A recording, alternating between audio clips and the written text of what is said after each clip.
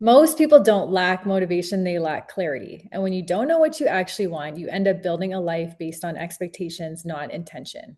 You follow paths you didn't choose, chase goals that don't fulfill you, and wonder why momentum never sticks.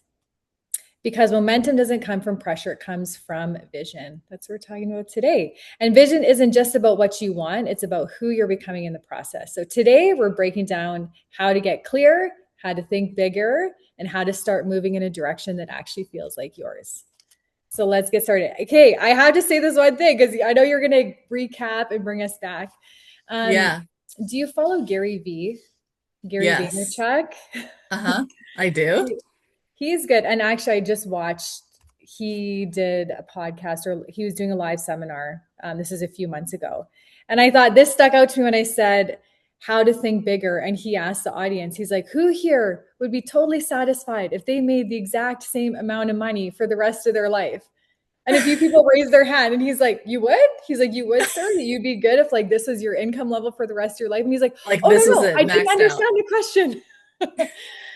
And yeah, he's like, of course. He's like, we want to keep building. You want to keep getting bigger and more. And there's nothing wrong with that. And that's not necessarily tied to finances, but that's tied to everything. You want, I'm sure everyone wants the best health they can have and get better and better, be a better parent and move on. So that just made me think of how to think bigger. And I'm like, yeah, Gary V, let's think bigger, bigger salary, bigger wages, bigger business. Bigger Um, life, but ultimately bigger impact. Yes, bigger impact. I 100% agree. So, do a little recap on this is episode 4 of our series. What are the first 3 episodes? What did we talk about, Mishelle? Yeah. So thank you, first of all, for being on this journey with us. We are in the Unstuck series. We are here to help you get unstuck. The first call was really about getting aware, looking at your life, the wheel of life, and looking to see where in your life are you out of balance, or where is there something feeling lacking, or what needs more attention in your life. And then from there, we dug deep into your mindset, the beliefs that you're holding. What is the thought pattern or beliefs that are shaping your reality today?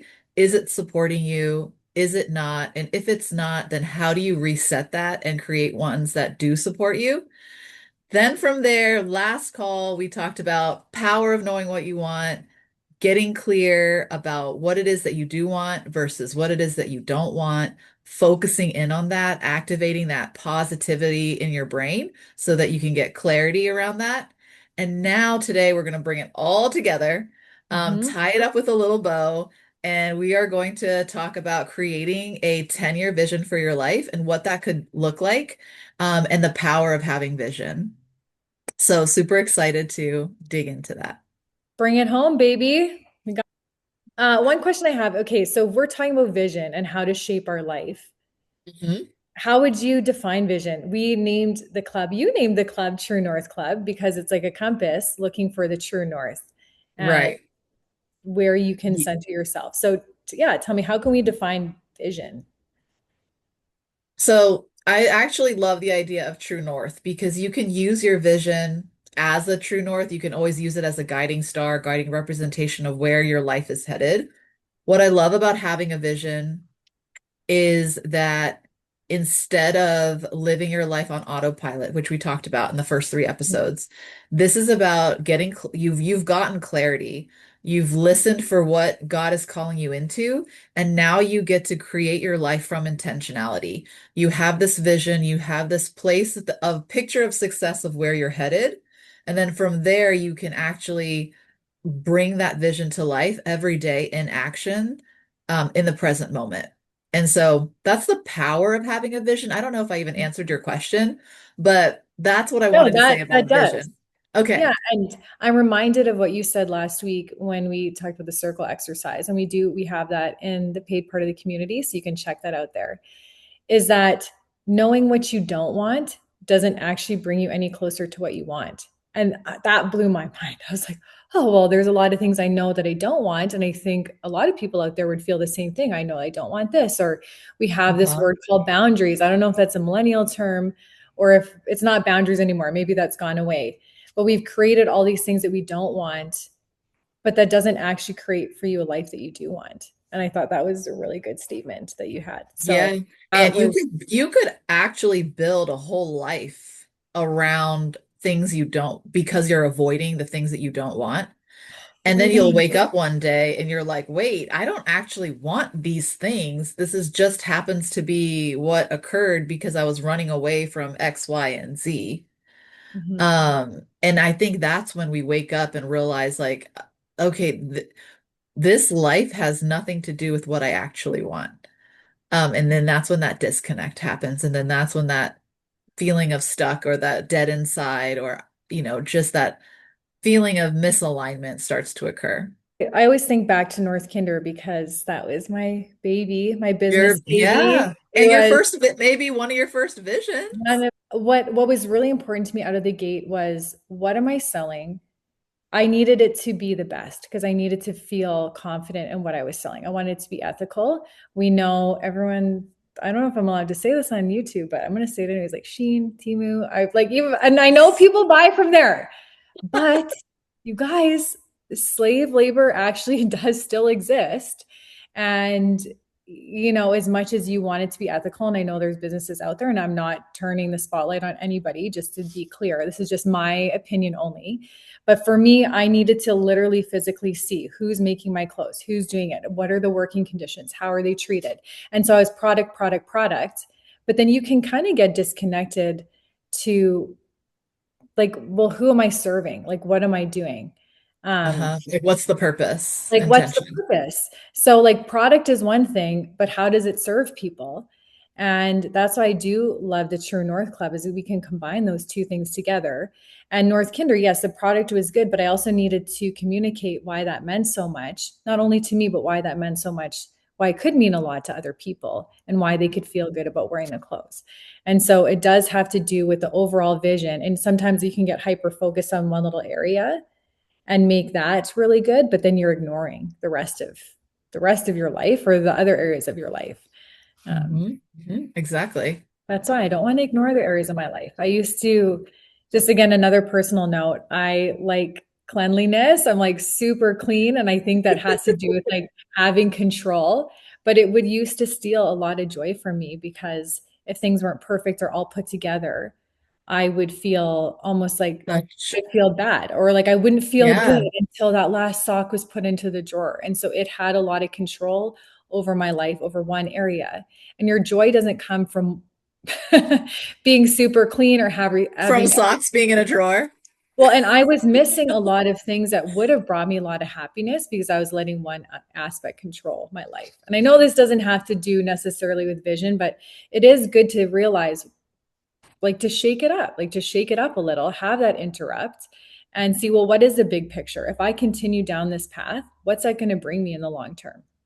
So, Yes, yes, exactly. And I do like that you brought up the whole idea of like what's stealing my joy. You took a moment, you recognize this behavior or this pattern that I have around needing control over the house looking perfect is actually stealing joy for me. So what mhm, is the actual vision for me right now? Like what does the future look like in 10 years from now? What does it look like to live in Sheena's house? And how do you approach the cleanliness of it? And is that even a topic in your vision? yeah. So I love that you actually brought that up because that's a great point to start off with is what are those things in your life, the constructs that you've already put into place? Is there anything that's stealing your joy and do you need to reset it Yeah. as you begin visioning and thinking about what does 10 years look like from now? Yeah, and if I continue down this path, what are the things I'm going to miss? Am I going to, are people going to remember how clean my house was? Or are they going to remember what it felt like to come over, that I was welcoming and warm and that they had good conversation? And I don't want to downplay those things because I needed something else to happen. So Uh, momentum, there's so much value in momentum. And this is a little side note that we can talk about, but um, like right now that we have momentum in building our podcast and being on camera, like we are in the momentum phase right now. If we were to stop and be like, oh, it got a little busy, it is actually harder. You're starting from ground zero again and building that yeah. momentum again. Once Mhm. that car is rolling, it's like If a car is rolling. taking it Yeah. out of park and actually putting the gas on. It's easier to push a moving car than it is to push a parked car, Yeah. right?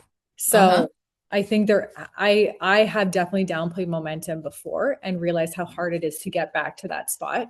And when you're in that zone, keep going. Like if Yeah, that's what you want to do, don't put the brakes on or don't restart because it's that restart, starting again, that takes a lot of energy. It is. It's hard to get back into that routine again it and is to make hard it a because you want to priority. know what gets in the way between momentum and that full stop is mindset.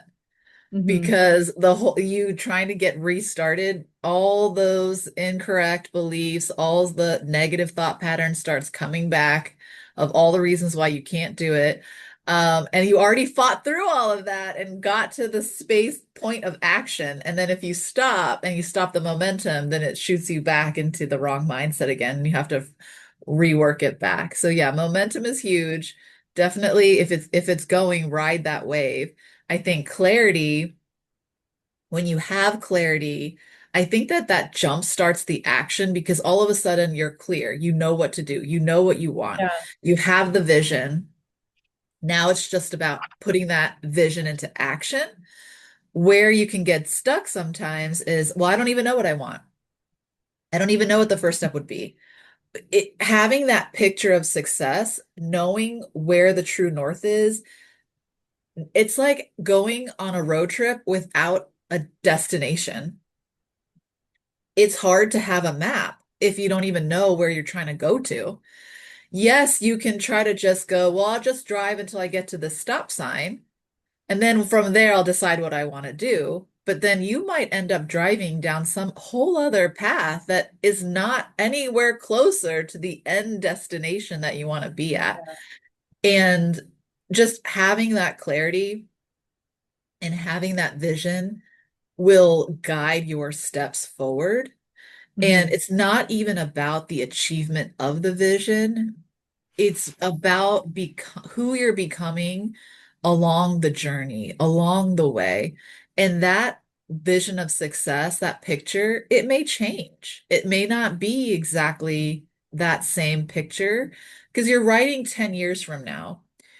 You might 10 is be, a lot. I feel like when I'm looking at my vision, I can do like 5 would be the most. So oh, you, let's yeah. talk So every about time you bring that. up 10, I'm like, oh, that seems huge. 10, Sheena. So Yes, 10, it's 10. because, so let me tell you why. Because 10 years is far enough out that it removes the normal constraints of time Oh, and money. That's what really stops people from going yeah. after their dreams is, well, I don't have enough time and I don't have enough money. But if you Hmm. go 10 years out, it really allows your brain to start dreaming because so much can happen in 10 years. Think about your life 10 years ago. Yeah. And I just want you to stop and think all the things that have You changed, go from fact to shifted. fiction. Is that what it is? You go from a biography Yes, or an autobiography yes. to a fiction novel. You're like, of course, anything can happen in 10 years. I Anything can never thought happen in about 10 that. years because look at your life 10 years ago. Like so much changed. How much has shifted? Mhm. What have you been able to accomplish? People underestimate what they can do in 10 years and they're Mm. always overestimating what they can do in one. And so being able to just Okay, shoot far that's a enough good. out. Say that one more Yeah, time. I like that you sentence there. underestimate what you can do in 10 years and overestimate what you can do in one. Mm. And so when you overestimate what you can accomplish in one or even five, and then you don't get there, it immediately feels like, oh, I didn't do it. It's never going to happen. I'll never Uh, get it. And then the momentum gets lost. That 10-year, it's far enough out. Again, it activates the dreaming, all the things are mm. possible. And you have so much time to accomplish it.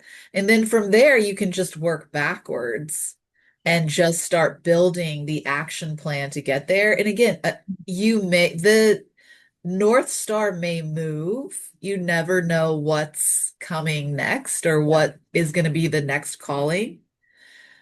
But regardless, it's the calling now, and your life is going to be built, and the person who you are, you're being built along the way, and Yeah. it's preparing you for what's next.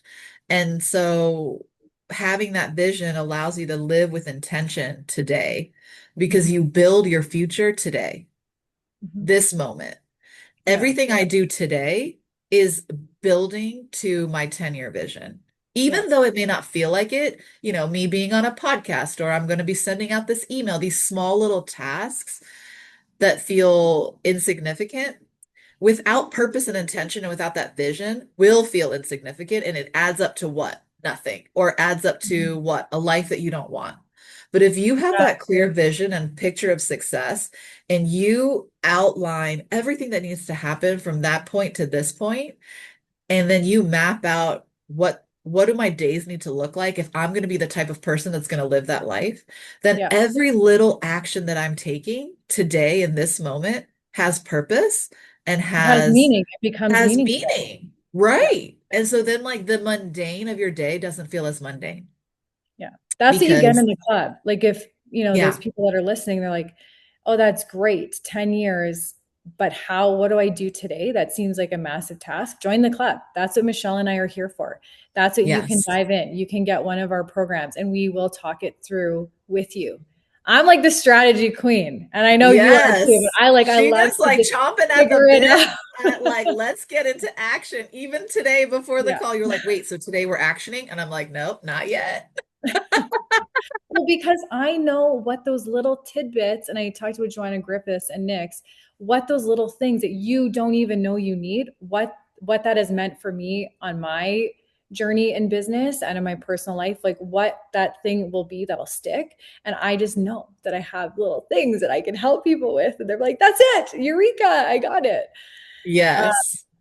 you said you're building your life. And the first time we ever went to Waco, Texas to go to Magnolia, and you What know was the how when theme? you walk into the retail store, Oh, yeah. and that's the Uh-huh. second level. What is that one called? That's like the bigger one across from the The side. market. It's the The market. market. You go Yeah. up the stairs and there's always a theme, like every quarter of what it is. And Yep. the one that we went, and it was going through a tough season, just with, business is hard and there's ups and downs. And I was going through a down season and we had gone in faith and we went to do this big photo shoot. Actually, we went to Dallas to do a photo shoot with Catherine Lowe. So that's Sean Lowe's wife. He was the bachelor, and Yeah. they're Christians. They're wonderful. They're out there sharing their faith. They're a really, really wonderful couple. And they had like the cutest kids ever. And we were doing a photo shoot with her. And for me, that was super stretching to put that much time, money. We flew our photographer in. There was the biggest thing that I have done in business up to that point. And I was just feeling the weight of that. Like, I want this launch to be successful. I want this collaboration to be successful. And we spent a day and we went out to the market. And on the wall, it says, "You were made for this," with like Mm. flowers. Yes. And it was just such a timely thing in my life. I'm like, yeah, I'm here at this moment on this sweltering hot August afternoon at the Magnolia Marketplace, and the theme was, "You were made for this." And I just, Yeah. And it was meaningful. yeah. Yeah. And you are made for this. And that was the power of the vision that you had and what you were being called into in that moment. And I do believe in like signs like that being like a gift of Mhm. encouragement to you in that moment, because I can even see you're emotional right now about that memory and that feeling because it touched your heart. And that was directly from the Lord. There's Oh, for nothing more sure. than that. Just as a reminder that you are made for this and that you are doing what you're supposed to be doing. And I think we had talked about before we hopped on the call about how do you know if you're in God's will or Mhm. if you're living in God's will or if like this is part of the plan or am I making my own plan? And I think that's an important conversation to talk about when we're talking about creating a 10-year vision for your life.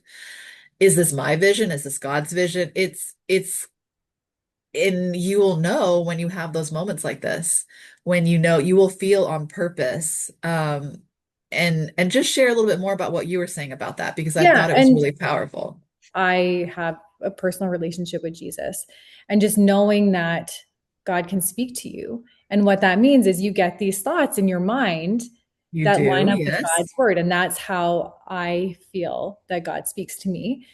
It can be different for other people. But the big question is, people want to do what they feel like they have this urge to do, that they're called to do, but they almost need, I know I felt like I needed external validation for a long time. Like I needed someone older, wiser, more accomplished to say, "Sheena, you were meant to start a business and I anoint thee like Queen Elizabeth and I knight you. And I had this idea that there was this moment in time where something externally comes and says, you were made for this. You were built for this. You're called for more. But the truth is, only you know in your heart what God has put in there. And someone Yeah, else can't come and interpret that. They can encourage that. They can move they can alongside you, encourage it. Hmm. but only you know, only you and God know what's going on. And so here's some key indicators. So if you're just sitting on pause, wondering how, okay, well, I want to do this thing, but I don't know if it's God's will. Well, if it's good for you, if it's good for other people. So, yes, God's plan for your life should be good for you personally, Sheena. God's plan for your life should be good for you personally, Mishelle. It's not going to be, it can be good for other people, but number one, God cares about you. So, if it's good for you, if it's good for other people, if it lines up with the word of God, if it's also follows the inward impulse and desire, so you should have a desire for that thing. So, I don't have a desire. I don't like cooking. God's not going to make me open a restaurant. Like, that's this idea that you're going No, to be exactly. asked to do something that's like, I don't enjoy it. I don't get any joy into making like cooking. So Right. God probably is not going to ask me to go and open a restaurant and dedicate my life to opening a restaurant. My inward impulse could change. My inward impulse has changed, but where I am right now. So if it fits the inward impulse, also the other factor would be external circumstance. So is it flowing in that direction? Do things kind of keep lining up? Be like, oh, it's the strangest thing. This person called me out of the blue. That's an opportunity, God knocking on the door and bringing that for you. Or, with North Kinder, I had met this person at a women's event. Again, I kept like putting myself out there. The way that you do it is momentum, is moving forward, right? Being clear, having momentum. We talked Right. about having a parked car versus a moving car. It's a lot easier to push a moving car out of the mud than it is to push a parked car out of the mud. So there's something with actually putting yourself out there. And I had met this person. She was just so vivacious and lively. And she was like, let's take a selfie together at this women's event. This was before selfies were a thing, might I add. And I was like, okay, Yeah. this is my first selfie I've ever took, ever. And then it was a year later, I was thinking, okay, I want to move this forward. I want to do something. The thought came to my mind, contact this person, call this person. So those are things. And then I did it. I didn't fight that. I could have called, and we lived happily ever after. She's one of my best friends now. I know. I'm so glad. She's super cool. We're gonna have her on the podcast. She has the Can't coolest. wait. She's so lively. Yeah, you'll love to hear from her. She just has so many amazing stories. But you could maybe potentially get a no. But anytime I've had that feeling, I should email, I should call, I should reach out. It has always. I think I'm batting at what's a good batting average? I keep using sports analogies. I don't know. Don't Um, ask me. but it's actually, I would say 100% of the time it's been good. So that's where that inward impulse is. What that, don't fight against those natural things. If you, and also I want to add too, if you're just really good at something and it comes natural to you, that could be very well the thing that you're supposed to do. And sometimes people Yes. fight against what they're naturally good at Yep. instead of just leaning into it. And it's Exactly. almost like you feel guilty. You almost feel guilty, like Derek and myself. We're good at strategy. I'm just going to toot my own horn. We're good at launching businesses. We could be professional business launchers. Well, actually, we are. So you can get that. But it just, this year more than ever, or sorry, the last 2 years more than ever, people just come and say, hey, could you help us with this? Could you help us with that? And we're like, oh yeah. And we just kind of put the puzzle pieces together. And we almost like felt guilty that it was like easy. Like, oh, well, it shouldn't be this easy. Like it should be hard, or like there should be some struggle. And we had to come to the point where it's like, well, no, this is what God made us for. It's easy for us Exactly. because our brain works that way. We are good at And this that, thing. And this is how we can serve other people with our yes. gift. Like Yes, one of with the the gifts. gift. And that's if that's the gift you were given, your job is to cultivate that, understand it so that you can give it, so that you can give it Mhm. to others and serve. So, yes to everything you just said. I mean, can we hit the applause button? Actually, there is. If I could show, we had this crazy thing. Is there an applause button? There is. I just don't know which one it is. See, a musician. I have all this gear and I don't even know how it works, but there is an applause button. Mishelle, even doing this podcast with you, you've really pulled out a lot of things that were I maybe felt internally, but brought it to the surface. Like I never really dove into certain things, especially on clarity, knowing what you want. Like we had just said, knowing what you don't want doesn't actually bring you towards a target. So I think you're amazingly gifted at it. And I so appreciate you. Like I've learned a lot, even just in our last few podcasts. And I'm again excited to where this is going to go. And I know that people are going to learn a lot. One big thing is fear. So when we talked, I was a teacher before this. I had Yeah. what in all aspects a good job. I had a pension, all those wonderful things, but that wasn't the end point for me. That's not where I actually saw my life in 10 years. I guess I was kind of looking at 10 You years. did have your 10-year I vision, knew that right? it's not something I wanted to do for the rest of my life. Like I didn't want to be 50 years old still being a teacher. And some people do. Great. That's good for you. That just wasn't what I wanted. But it's like that stepping out to do it. And there's a lot of fear there. So, Stepping out in faith. like, how do you combat the fear? Yes. How do you combat the Yeah. fear? I think number one, know that it's a fear and know that, Number remember one, we no, it's a talked, fear. There you know that go. it's a Yes. fear and it's not actually reality. It's not the truth. It's a belief that you're holding. There's some incorrect belief that you're holding that's creating the fear. So if we could think about what is that thought? So let's talk about your situation, Sheena. In that moment when you were afraid to step out into the future with faith, what was the thought that you were having about leaving that was creating that fear for you? Can you think back to that time? Like, was there like a main phrase that just kept coming up for you? I guess it just goes back to interruption. Um, I just, I just knew I'm like, I cannot have this life. I cannot live this way for the rest of my life. It was just so much. I hate to admit it because I don't want people, I guess Yeah. I just be No, but that's vulnerable. okay. So you I knew don't you want didn't you knew people like, you didn't want I don't to, want it to but come. I had a lot of dissatisfaction. yeah, And you I know did. But then that, you didn't necessarily take the step forward immediately. no. So what were some of the thoughts that were going through your mind when that would hold you back from just going for it? Like you thought about going for it, but then you said to yourself, What if it's a mistake? What if I make a huge mistake?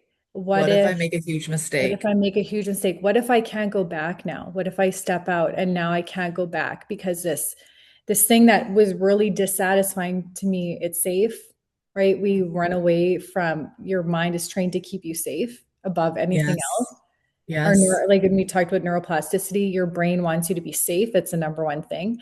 And so you innately actually don't want to be risky. Business seems super risky. It wasn't something that I'd ever been Right. exposed to before I was married. I didn't grow up with entrepreneurs or business or anything like that. Like it was totally foreign to me. So what if I make a big mistake? What if I lose a ton of money? Right? That was a big one. So to answer your question, I talked it out with my partner, with my husband, and we just made the smallest step you could take without burning it all Yeah, to the ground. Like I didn't run into the school exactly. and say, "See you later, suckers. I'm out of here. Bye, kids. See you never." Yes, but You I know, think like too, I think what I hear you saying is really what was at the root of causing you to not move forward was this fear of failure. yeah, And I bet if we were to go even deeper and go into more of that is because if you fail, then what would that mean? that means that I'm a failure. Right. And then if you're a failure, what is that impact? Like, what does that mean to you? And then how does that unravel your life? And so then that's part of what keeps us stuck is this identity that we hold around being a failure or I can't do this if. And so this is where fear, you can break that fear cycle if you start to recognize, okay, I'm just actually afraid of failing. And so then Mhm. that's when you and Derek, which I love that you went to that practical of, okay, if failure is the worry, then what's the smallest step I could take where failure isn't a huge risk anymore? Yeah. And so then you started off with like little step by step by step. Well, So it was those like, how much money would I be comfortable losing? Like, really, to start an Etsy store, what's like, we brought it down to brass tacks. Well, what would it cost? What would the material cost? What's the initial investment? And it really wasn't like the first investment was $500. And so Derek said to me, he's like, well, what's the worst that could happen? And I don't want exactly. to make light of $500, but if we lose $500, that's okay. It was worse. It was worse to me to never have tried than to Yeah. lose that $500. And we had businesses before, like Derek and I started something before that. And that wasn't a success. So then now moving into this, you almost take that baggage with you. You're like, well, that thing didn't work. So obviously this thing isn't going to work. But sometimes it's just not the right thing and you have to find the right thing. Mishelle, you made a huge Mhm. job transition in the last year. Did you have fear Yes. doing that, or can you tell us about that? I did have fear of doing that. Absolutely. I mean, same thing. There's always fear around change because, as we talked about, we like homeostasis. We want things to be the same because that's what feels safe and that's what feels good. But when you have to step out and bet on yourself and take that risk, yeah, there's always fear. So yeah, I was afraid to just go for it and to make the change. And it was the best thing I could have done because it allowed me to start utilizing more of my gifting in a way that I wasn't able to previously. And even though there was risk associated, I always felt a sense of peace. And I Oh, think that too is another really great indicator if you're in God's will or not. If you feel and sense peace, I just sensed it. That even though it was a stressful situation and there mhm. was a lot going on at that time and a lot that I could have been worried about, I just had this overwhelming sense of peace and calm that it was going to work out and that there was going to be provision and I was going to like that he had my back. Yeah. And because of that, I knew I was making the right choice. Because of that, I knew like this is the right thing. Like I'm going to be okay and things are going to be just fine. So part of it is just listening and inward feeling of the emotional turmoil that's going Mhm. on in your life and in your mind at that time. Um, yeah, It was scary, but you still wanted to do it. exactly. And if we can talk about Mama Joyce Meyer, her thing is do it afraid.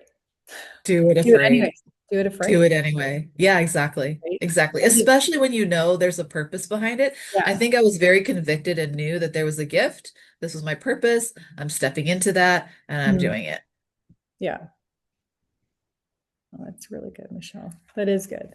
It shouldn't feel bad. It can still feel scary, but Yeah. like what I asked myself is, would I be happy if I never even tried? And like the thought of that was like, oh no, I'd feel horrible that I never tried, that I never just took a step. I'm reminded this has just been on my mind all week, and I like God's not letting me let go of this one. And we know that Moses, he freed the Israelites and he took his staff and he parted the Red Sea, and the Red Sea got split open and they walked across and they had victory. But then who took over after that was Joshua. And so Joshua, he had amazing favor on his life and he was able to part the Jordan River, but it didn't part before he stepped in. He actually had to take a step in first and then it parted. And I keep thinking about that because I want all the Such circumstances a to great be the same. representation. People want to have everything lined up and it's got to look like this or it's got to look like that. Then I'll know for sure I'm going to start. Sometimes you just got to take that step You and you got just to got to step into step the river. out And into the future with faith. in. They had to go all in. They had to go all in. They And had to go so, all in and step into their fear.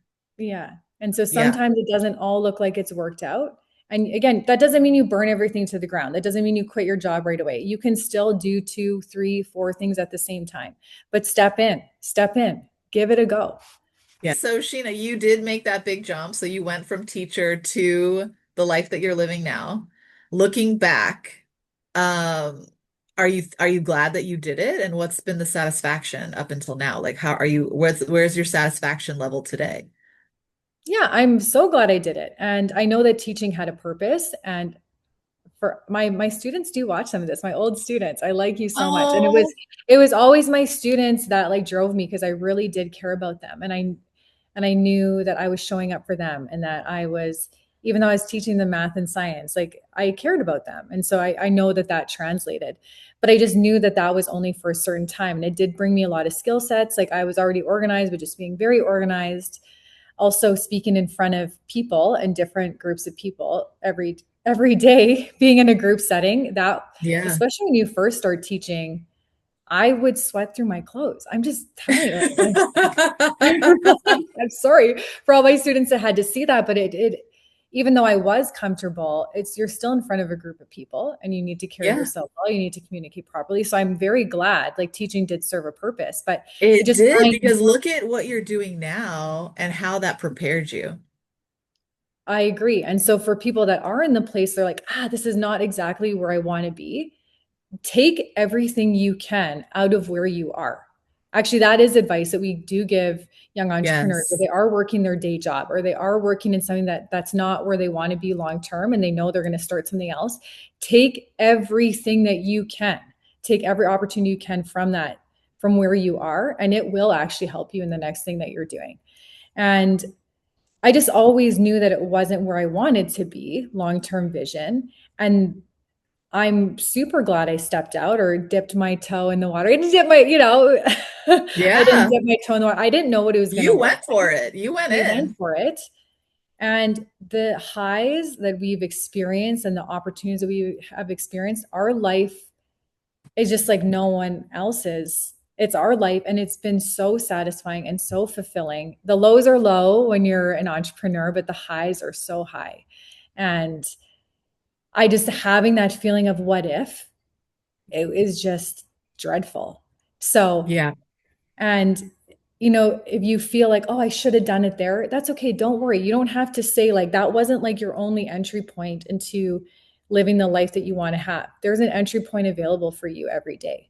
You can decide that Every today is day. your day and you didn't miss it. And I know that that's something too that people feel because I know that I felt that like, oh, I missed it. That was my one chance. No, it's not like Yeah. your one chance. You didn't miss it.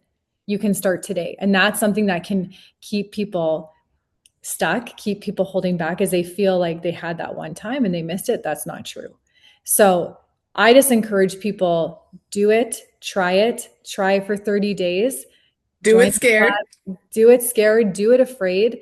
You will feel so much satisfaction. Then also the mental load will be off.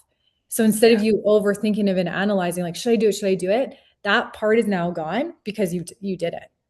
Right. And It'll join actually free you up so much. so much. And, just I love what you all just said and so encouraging. And really just join the club. If you need help, if you don't know what to do next, if you're feeling afraid, there's nothing better than having a community of people Yeah. surrounding you, supporting you, being in the journey with you when you are stepping out with faith. And it's scary and it just helps to have a group of people surrounding you to get you through the scary part. So, Like-minded people. They all want to get unstuck and they all want to go on to the next thing. This is for all high exactly. performing people. So we have Exactly. some bonus content. Michelle and I are going to stick around for a little bit. So you want to again tune in and we're going to get into some juicy details. Did I actually write that down? I didn't write that down. But we're going to get into just, yeah, some little club action that you can only hear there. So yeah, thank you for watching. Clarity creates momentum. Momentum changes everything. It's hard to get clear when you're doing it on your own, just like Mishelle had said. That's why the True North Club exists to help you get unstuck, get focused, start moving forward. So come if you feel ready for the next step, come and join the community. So you can follow us along at North Kinder on Instagram. We're at North Kinder Media on YouTube. And you can follow the club there, the True North Club. And Mishelle, where can people find you? You can follow me at the Mishfit on Instagram and hope to see you in the clubs very, very soon. All right. Thanks for watching.